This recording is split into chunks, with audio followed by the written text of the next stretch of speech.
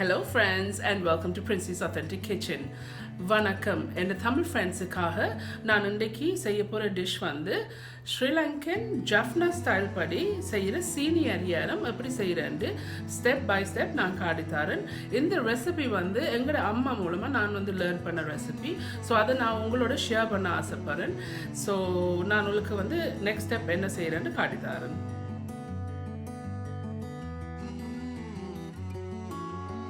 Subscribe to my channel and hit the bell icon to get notified any updates. 4 cup வந்து வெள்ளை பச்சரிசி எடுத்து 2 மணி நேரம் இதை வந்து நான் ஊற வச்சிருக்கிறேன். நெக்ஸ்ட் ஸ்டெப் என்ன செய்கிறேன்னு காட்டுறேன். நான் வந்து இப்போ இதை வந்து படிக்க போகிறேன். இதில் ஸ்ட்ரெயினர் இருக்குது. ஸோ இந்த ரைஸை வந்து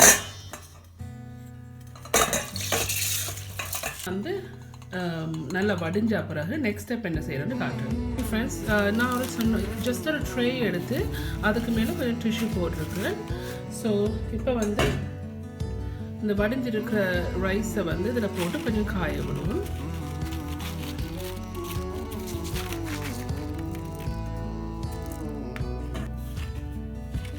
இது கொஞ்சம் காஞ்ச பிறகு நெக்ஸ்ட் ஸ்டெப் என்ன செய்கிறேன்னு காட்டுத்தாரேன். இப்போ வந்து இந்த அரிசி வந்து சரியாக காஞ்சிட்டுது. நல்லா காய விடுங்க. ஈரத்தன்மை இல்லாமல் இருந்தால் தான் இதை வந்து மாவை அடிக்கலாம். ஸோ இப்போ வந்து நான் அதே சேம் மேஜிக் பவுலத்தில் போட்டுட்டு இதை நான் உங்களுக்கு அடித்து காட்டுறேன்.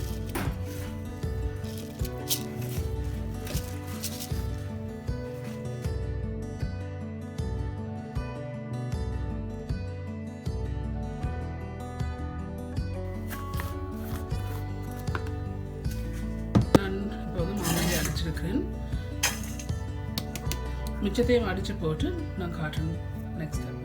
நம்மள அரிசியை வந்து கிரைண்டரில் போட்டு அடித்து மாவாக்கி வச்சுருக்கேன். அடுத்த வந்து இதை வந்து நாங்கள் வந்து அரிக்கணும். ஸோ அதை நான் எப்படி செய்கிறேன்னு காட்டுறேன்.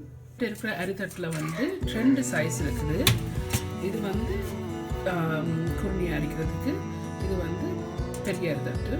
ஸோ நான் முதலாவது அரிக்கிறது வந்து இந்த பெரிய தட்டில் தான் போட்டு அரிக்க போகிறேன். ஸோ இது நான் வந்து இப்போ அரிச்செடுப்பேன்.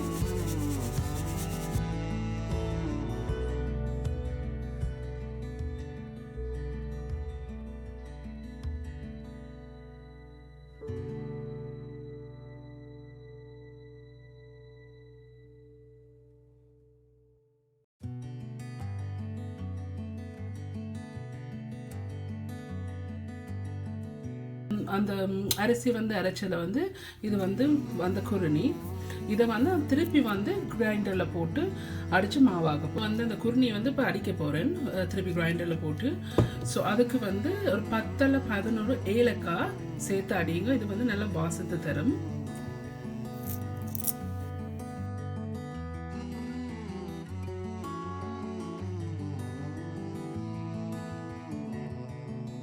ஏலக்காய் போட்டு அந்த குருணியை போட்டு 2 சேர்த்து அடிச்சிருக்கிறேன், கிரைண்ட் பண்ணியிருக்கேன். இதை இப்போ அரைச்சி எடுப்பேன்.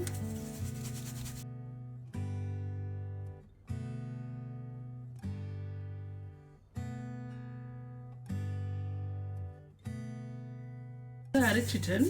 அப்போ இதில் மிச்சமாக வந்திருக்க குருணியையும் திருப்பி ஒருக்கா கிரைண்டரில் போட்டு இதற்கு கிரைண்ட் பண்ணி இன்னொருக்கா பவுடர் ஆக்கி அரைப்போம். ஸோ இதை நான் திருப்பி வந்து கிரைண்ட் பண்ண போகிறேன். ஓகே, இது கடைசியாக நான் அந்த குருணியை போட்டு அடிச்சிருக்கேன் திருப்பி கிரைண்டரில். இதையும் இந்த பெரிய கல்லில் போட்டு அரைச்சி எடுப்போம்.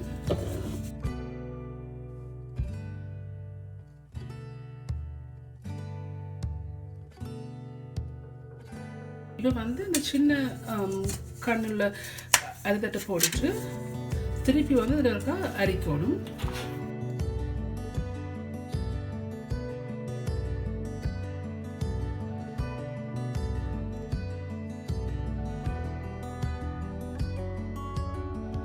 நான் இந்த பேட்சை வந்து நான் அரைச்சி போட்டு அடுத்த ஸ்டெப் என்ன செய்கிறேன்னு காட்டித்தாரேன்.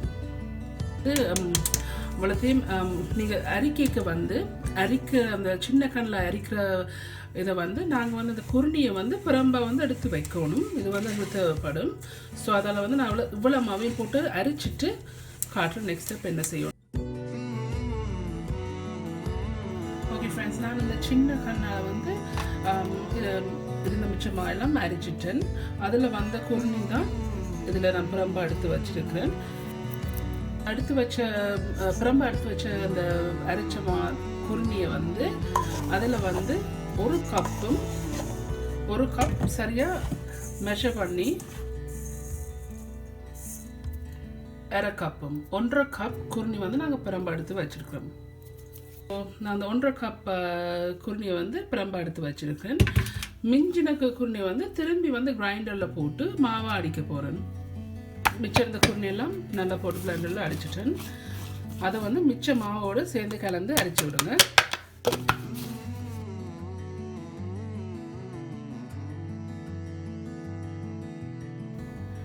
ஸோ அதெல்லாம் அரைச்சி போட்டு மிச்சத்தை இதில் வர குணத்தையும் வந்து இதை வந்து டிஸ்கார்ட் பண்ணுங்க, கொட்டிடுங்க. சீனி இருக்குது. சீனி வந்து 2 கப்பும் 1/4 கப் சீனி இதில் இருக்குது. இதை வந்து நான் கிரைண்டரில் போட்டு ஒரு 1 மினிட் அடிக்க போகிறேன். ஆளும் பவுடர் ஆயிலில் ஜஸ்ட் நடுவில். நான் இப்போ வந்து இந்த சீனியை வந்து இந்த மேஜிக் புல்லட் ஜஸ்ட் ஏதாவது கிரைண்டர் உங்கள்கிட்ட இருந்தால் இதை போட்டுட்டு ஒரு 1 மினிட் அல்லது 2 மினிட்ஸ் வந்து அடிக்கணும்.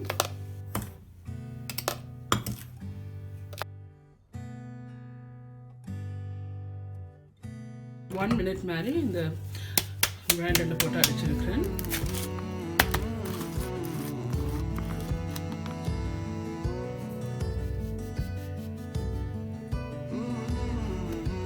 நான் அந்த சீனி அவ்வளோத்தையும் வந்து ஒரு 1 மினிட் மாதிரி கிரைண்டரில் போட்டு அடிச்சிருக்கிறேன். கொஞ்சம் அடிச்சிங்கன்னா ஆகமா மாதிரி இல்லை. நான் அந்த அரைச்சி வச்ச மாவை ரொம்ப ஒரு டிஷ்ஷில் போட்டு வச்சுருக்கிறேன். இதுக்கு வந்து விரும்பினா 1 டேபிள் ஸ்பூன் கோகோனட் பவுடர் போடலாம். தேங்காய் பவுடர் இருந்தால் போடுங்க, கொஞ்சம் டேஸ்ட்டாக இருக்குது. கொஞ்சம் உப்பு,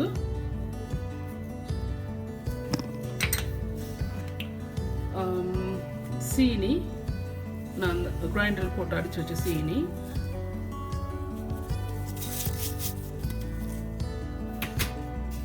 மற்றது வந்து நாங்கள் கடைசியாக 1.5 கப் எடுத்து குருணி இதை போட்டுட்டு ஃப்ரெண்ட்ஸ் இதை நல்லா மிக்ஸ் பண்ணி கொண்டு இருக்கணும். இதுக்கு நாங்கள் தண்ணி ஒன்றுமே வரல, தண்ணித்தன்மையே ஒன்றுமே தேவையில்லை. ஜஸ்ட் நாங்கள் வந்து மிக்ஸ் பண்ணி கொண்டு இருக்கே தானாகவே வந்து தண்ணித்தன்மை வரும் சீனி கரையை.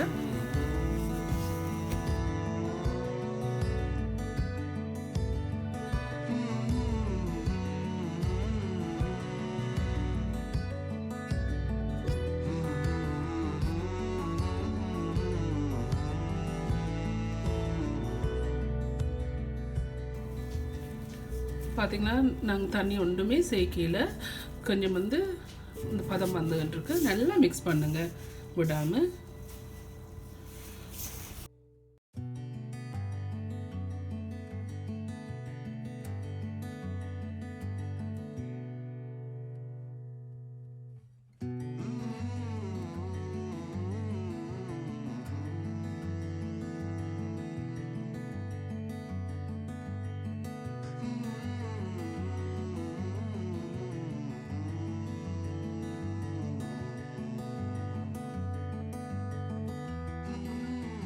என் மம்மியோட ஃபேவரட்டான பிடிச்ச ஸ்வீட் வந்து இந்த சீனி அரியாரம். அதில் வந்து தான் நான் வந்து வித்தியாசமாக ட்ரை பண்ணி இந்த ரெசிபியை வந்து அவள் கண்டுபிடிச்சா. ஸோ என் மம்மிக்கு தேங்க்யூ சொல்லணும், இந்த ரெசிபி எனக்கு காட்டி தந்தபடியா.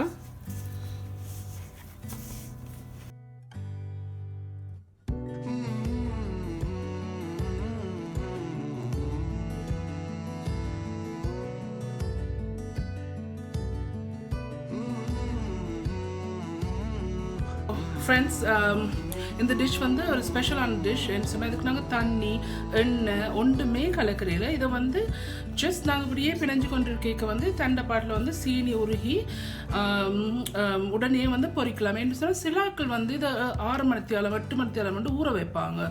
ஆனால் இந்த சீனி அரியரம் வந்து நாங்கள் உடனேயே பொரித்து சாப்பிடலாம். ஸோ நான் உங்களுக்கு எல்லாம் பிணைஞ்சு போட்டு நெக்ஸ்ட் ஸ்டெப் என்ன மாதிரின்னு காட்டுறேன்.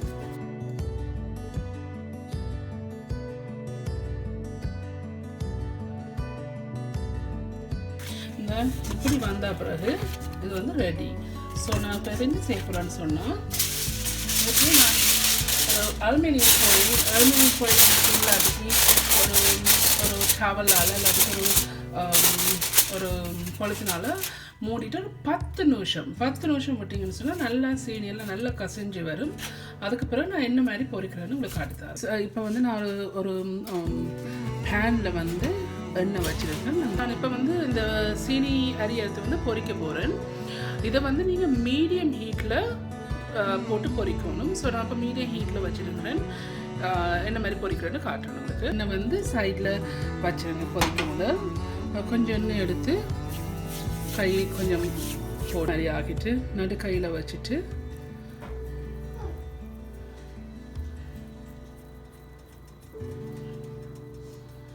இப்படி வந்த பிறகு இப்படி தட்டிட்டு மெல்லிசா இப்படி தட்டிட்டு எண்ணெயில் போட்டுட்டு இப்படி கரண்டியால் எண்ணெயை வந்து எத்தி கொண்டுறாங்க.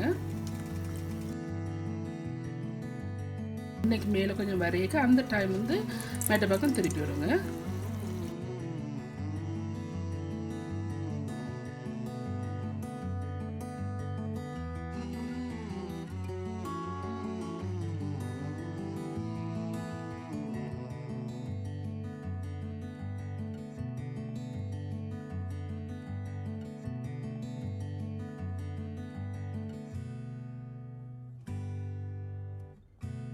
இப்படியே கொஞ்சம் செய்து போட்டுருங்க. போட்டுட்டு சரி ஒரு கோல்டன் கலர் வரைக்கும் வந்து அதை எடுத்து விடுங்க. ஸோ இதை வந்து மீடியம் ஹீட்லேயே வச்சு பொரிங்கன்னா, கூட ஹீட் போட்டிங்கன்னு சொன்னால் வெளியில் வந்து கோல்டன் ப்ரௌன் ஆயிடும், உள்ளுக்கு வந்து பொரியாது.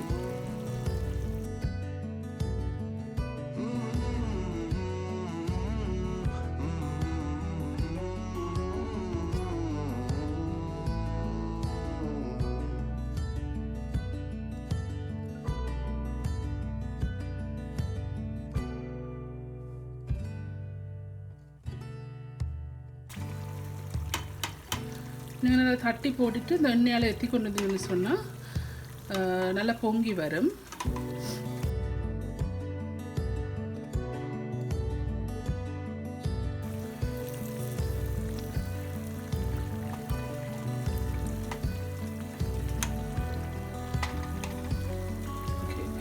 So brown colour, golden brown colour. So இது வந்து பொரிஞ்சிட்டு நான் எடுத்து சைடில் வைக்கிறேன்.